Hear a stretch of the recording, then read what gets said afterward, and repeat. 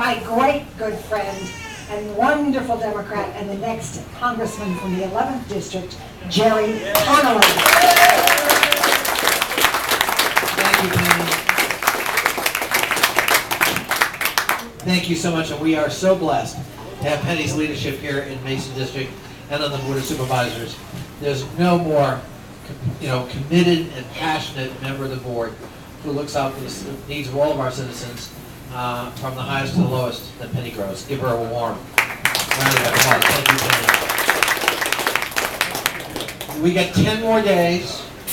10 more days, because I was at a rally this morning and I was thinking, when I was watching the Republican convention and who they chose as the running mate for John McCain, I thought, well, gee, I represent twice as many people as the governor of Alaska. Now, I can't see Russia from my front porch, but if I strain, I can almost see Fairfax City. But I've never dressed a moose. And or shot one from the helicopter. Or shot one from a helicopter, exactly. So I've got work to do, I think, to be considered vice presidential. But it's been a great privilege to be the chairman of Fairfax County, where I represent 1 out of 7 Virginians, where I get to work with such a wonderful group of colleagues on the Board of Supervisors. I don't think we've ever, last 2 boards, I don't think we've ever had a more strong, visionary board that's worked pretty much in a bipartisan way for most of that time period than we've been blessed with. And I think that's led to really good government here in Fairfax County.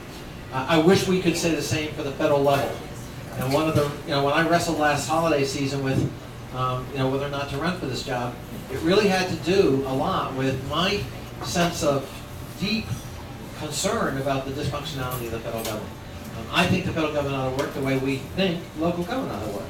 The expectations we have here and the accountability we have here are frankly what's missing at the federal level. So I decided to throw my hat in the ring and try to make a contribution at that level. I will.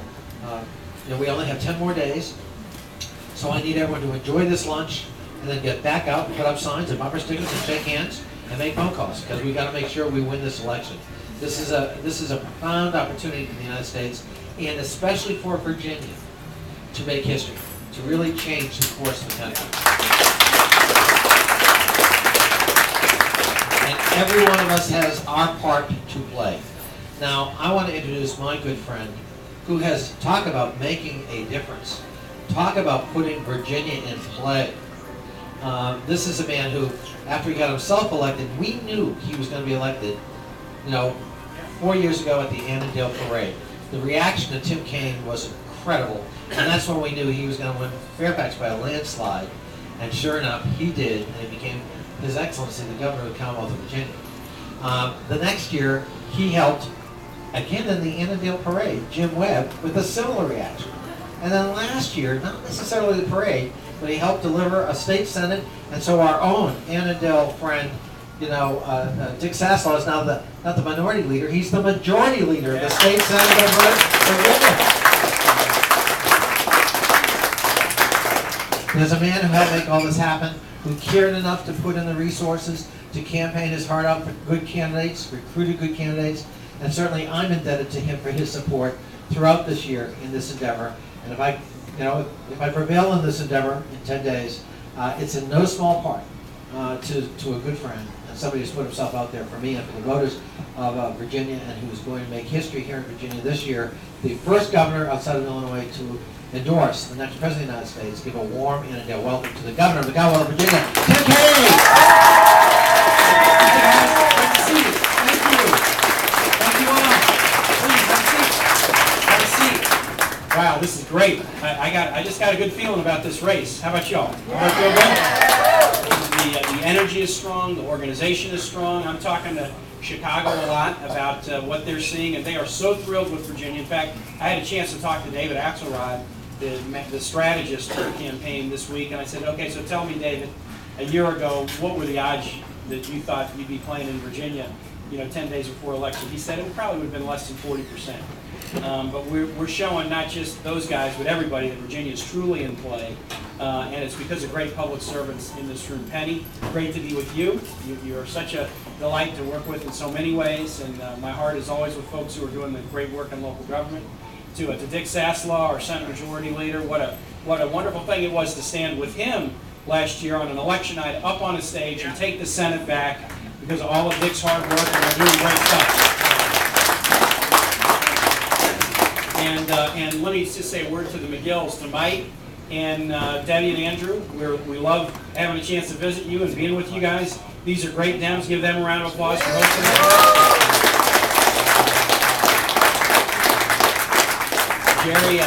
Gerry is a great friend. I told some of you earlier today that I met him when I was a city councilman in Richmond, and we met each other then, and we kind of worked together in different ways. As I became mayor, and then he is chair, and now in government. And I can't think of a more delightful partner to have in Congress than Gerry. We've worked so well.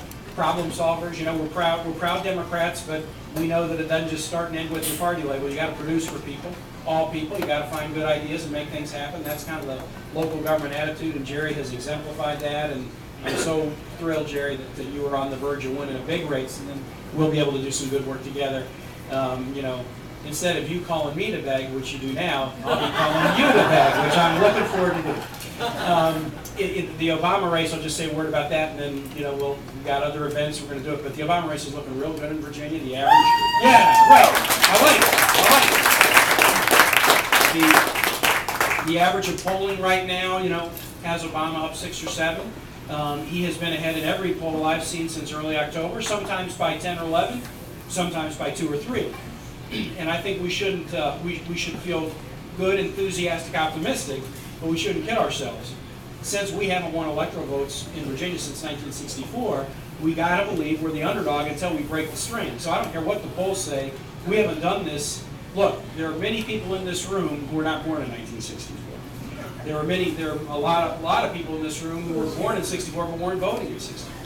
So probably I would say, from looking at this, a conservative estimate of about 83.5% of people here have never, ever cast a vote in Virginia for a presidential race and seen it go Democratic. So since we haven't had that experience in our voting lifetime, so many of us, we got to say we're the underdog, and we got to do every last thing to be successful. But I got a real good feeling about this. Polling is good. Organization is strong. The organization, the canvassing that you're doing, the phone calling, fundraising, the ads on TV, strong advantage right now for Senator Obama. But the thing I like best, and you know, men always use sports metaphors for everything, and it's a tiresome habit that we have, I apologize, but if you turn on a basketball game on TV and you just happen to turn it on in the last minute, and you look at the faces on the two benches, you don't even need to look at the score. All you have to do is look at the faces. Even in a game that's close, you know, there will be one side that will be happy and relaxed and excited, there will be one side that will be slumped over, looking down, towels over their head. And that always tells me something at the end. That's what I look for. And I'm seeing excitement and enthusiasm and energy on our side. And I'm not seeing that on the other side. I'm not seeing voter registration drives. I'm not seeing the upbeat attitude. I'm seeing people already starting to blame each other and point their finger and whose fault will this be. So this all bodes well for us, but we got to get it over the top. So we started off, when I got on with Senator Obama in February of 07, it seemed like a very steep mountain. I wouldn't have gotten on if I didn't think we could climb it. We've been climbing, we've been climbing, we've been climbing. We can see the top of it now. We're not at the top. We can see it. And when we get there, it's going to be a historic election in so many ways, historic for our country, historic for our Commonwealth, turning a new page in the relationship between America and other nations of the world, getting our economy in a position where we'll be able to manage it better, focusing more on regular people. So, great, exciting times. We're lucky to be living in these times. What a great thing to be a Virginian right now when times are in transition and we're moving the state forward because of all your hard work. So thanks for doing it. Let's keep doing it. Come out, November 4, big election night, party out in McLean. Gerry's paying for the whole thing. It's going to be caviar and champagne. I mean, so come on out. We're going to have a great time and make it happen. Thanks.